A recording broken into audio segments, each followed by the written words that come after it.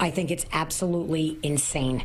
10 years, one man, nothing gets done. For a decade, Dawn Nappi's been fighting for what she calls a no-brainer. Her bipartisan Angelica's Law would make it a felony to drive with more than 5 license suspensions. Every year, more and more people die at the hands of people who are driving with suspended, revoked licenses. Clearly, there's a problem. Angelica, her 14-year-old daughter, was killed by a driver who ignored 7 suspensions and ran a red light. Under New York state law, that's just a misdemeanor. The felony kicks in at 10 suspensions. But when she questioned the assemblyman blocking the bill, even from committee debate, she got this brush off. Maybe it has to happen to one of your own for you to do something about it. One of who own? One of your own loved ones. What does that mean? That sounds racial. No, it isn't. Maybe one of your loved ones has to be affected. Assemblyman David Gant of Rochester, the powerful chairman of the Transportation Committee, also refused to explain his opposition to this Rochester reporter.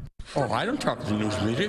Why not? Because I don't. He's the same chair who blocked New York City's red light cameras a decade ago. The New York Times calling his iron fist control micromanaging traffic from afar and for bewildering reasons. And even now, bills can live and die at the hands of all-powerful committee chairs. New York is unusual in this regard. We've made many recommendations to further democratize the legislative process. Efforts at reform have failed. Republicans in the Assembly proposed term limits for legislative leaders and committee chairs.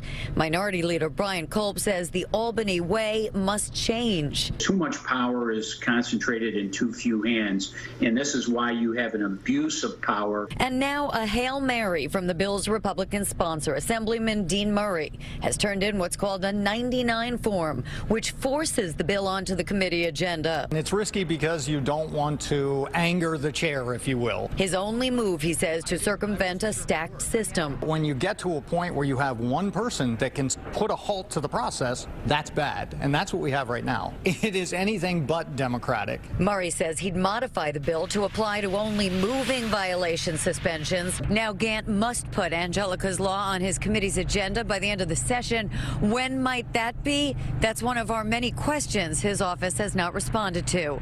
In Melville, Long Island, Carolyn Gusoff, CBS 2 News. Well, Carolyn has repeatedly reached out to not only David Gant, but also Assembly Speaker Carl Hastie about the unexplained blocking of Angelica's Law. Neither has responded.